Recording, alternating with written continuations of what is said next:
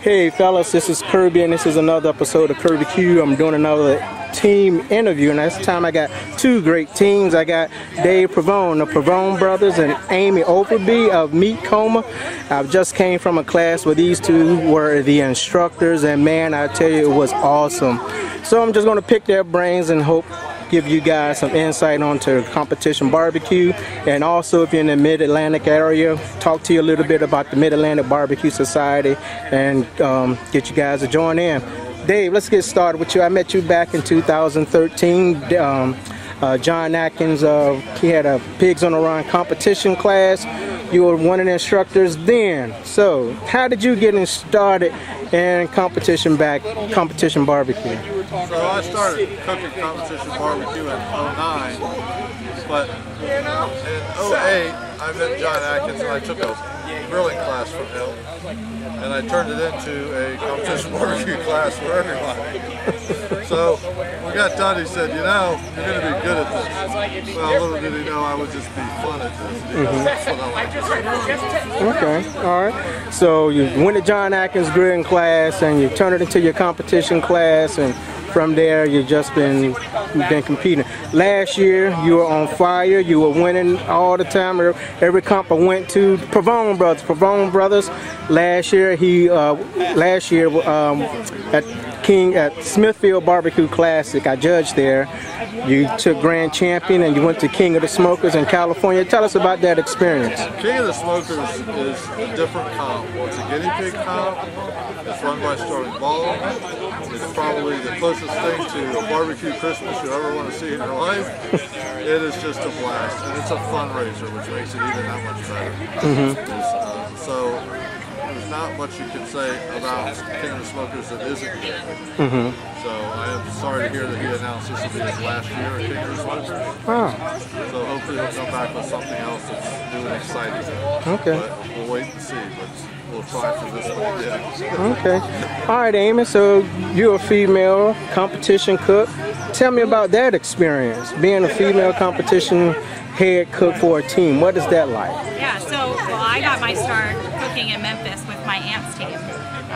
So it didn't seem that strange to me to start out as a female pitmaster, cooking with a female-led team, a bunch of other men on the team, but the organization of a female, the presentation part of it, I don't feel any different on the circuit than the guys.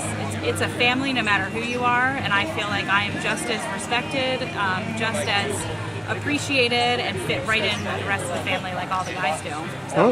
So how did you get interested in barbecue from the beginning? I mean, even before competition barbecue, how did you get into just cooking barbecue? Yeah, so to be honest, I'm not a big fan of barbecue in general. If we're going out to a dinner, I don't pick barbecue. I don't eat barbecue on the side. But the competition part, I love to cook. I've always been into cooking, and the idea of having a competition where you can hang out with people that you like and enjoy being around, meet other people that you like and enjoy being around, and then cooking food that pleases other people just appealed to me. So I got more into barbecue that way. And now I do. I mean, I respect and love competition barbecue, but it would not be something that I choose to cook and eat on the side, to be honest. Yep. I know, crazy. That's interesting. So, Dave, you just held a competition class to help backyard teams and teams that are struggling. Tell me more about your inspiration for holding this class. So the inspiration actually started at King of the Smokers, and to watch Sterling Ball be able to raise that kind of money for a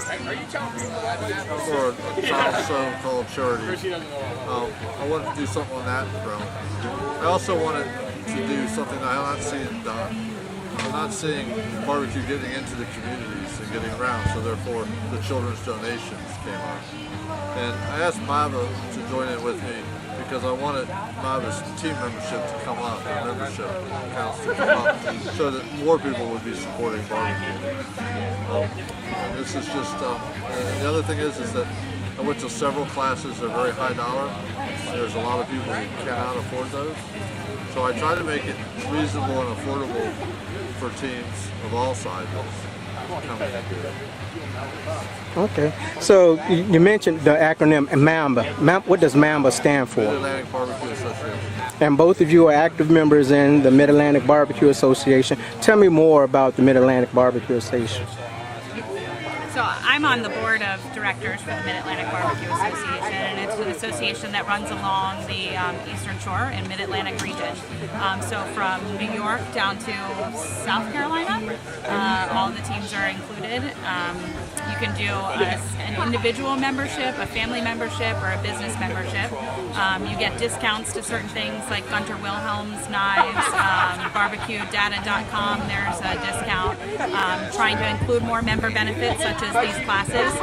They do a state cup for each state within the region. They'll hand out an additional trophy and money to the highest scoring team that is a Mid-Atlantic Barbecue Association member from that state. And then they also have a website where you can follow your scores, and we have a tier 1 and a tier 2 scoring program. So the highest finishing teams in both of those tiers.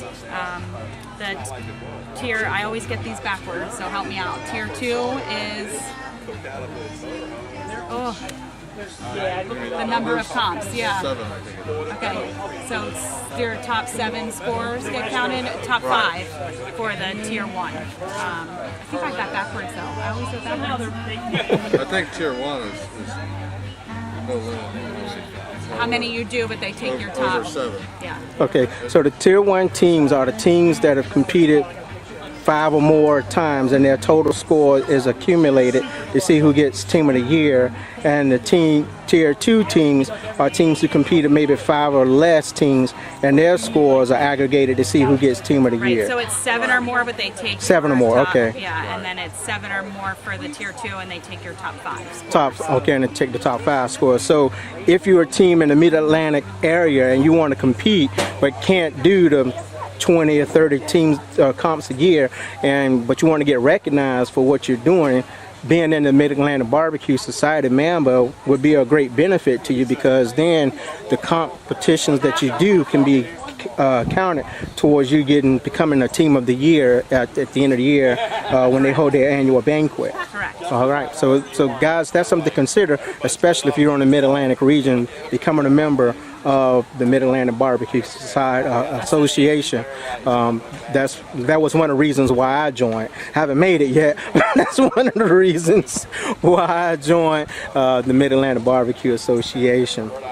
So what other benefits? So you talked about there's some perks with the different knives and stuff like that. What's the membership fee each year? For an individual, it's $35 a year. The family memberships are $50, and I believe business memberships are $100. Okay. And Dave, how are you doing this year in the Mid-Atlantic Barbecue member? I don't know. How am I doing? Again, I can pull up barbecuedata.com. Yeah, exactly. So that's the fun part about me, is that I'm really doing this for fun. I cook barbecue for fun. And so most of the times I can't tell you my standings because I actually don't know them. Okay. Because, I look at the big things. I want to go to the Jack. I want to cook King of the Smokers. I'd love to go back to King of the Smokers again. Will I get there? I don't know. Can I find a bone again? Who knows? So I just would like to go and give them a little run for their money, maybe. Okay. Amy, how many comps do you do a year? We try and stick to that tier 2, so staying under 7 competitions, 7 or less competitions per year. Okay. I also compete in the Women's Fire and Ice Series for Cowboy Charcoal. So last year we went a little over that, trying to chase those numbers, but this year we're sticking to it. So we try and do about 1 per month, so we're going to hit about 6 this year. I might add a 7th at the end if we squeeze it in. Okay. And when did your Team Meat Coma form? 2011. Okay. So we cooked in 2009 and 2010 in Memphis with my aunt's team, like I said, and they came back from Memphis in May and said, I can't wait another year to do this. And so we started up our own team and have been doing it since then. Wow, that's great. That's great. Well, I want to thank you, both of you, for the time that you invested into us today here at the cooking classes, and for taking time for this video and information that you shared to this team. Before you go, if there's one nugget that you would give a backyard team or a pro team that's just trying to get to the next tier, what would be that one tip that you would give? Stay consistent. Be consistent. I agree, 100%. And one thing I want to say about what Dave was talking about with the class 2 was when you started, and even when we started, there was more of that being able to talk to other teams that you just don't get as much now with people being in the trailer. And so it is just finding someone who's interested in talking to you and ask your questions. People in the barbecue community are super friendly, so don't stick to yourself, don't get in that hole, become part of the family that is barbecue, ask your questions, and then be consistent. Unfortunately, the hard drive on my camera ran out, and so you didn't get to finish hearing the rest of Amy's comment. She was basically was saying when you're at a competition, ask around to some of the other teams that are there. They'll be willing to share some information with you. And I've known that from experience.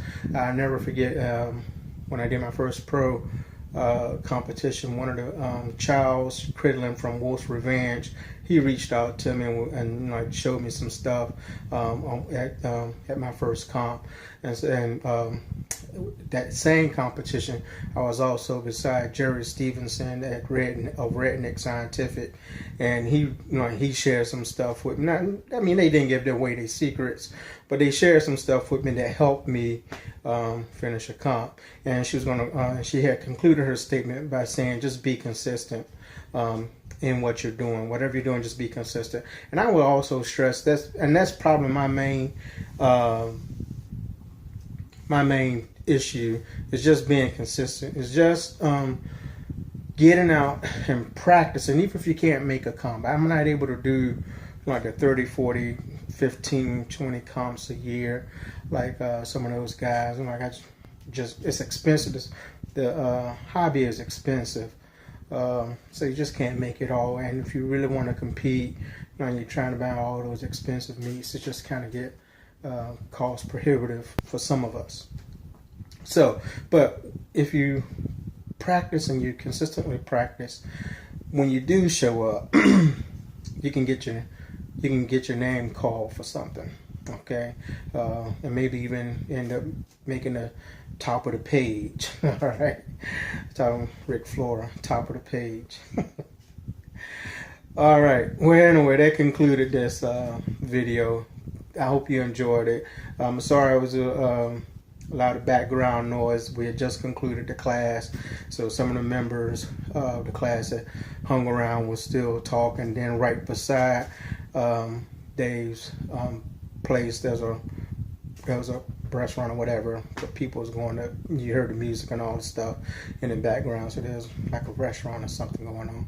But anyway, thanks for watching. Leave a comment below if you have any questions about the Mid-Atlantic Barbecue Association.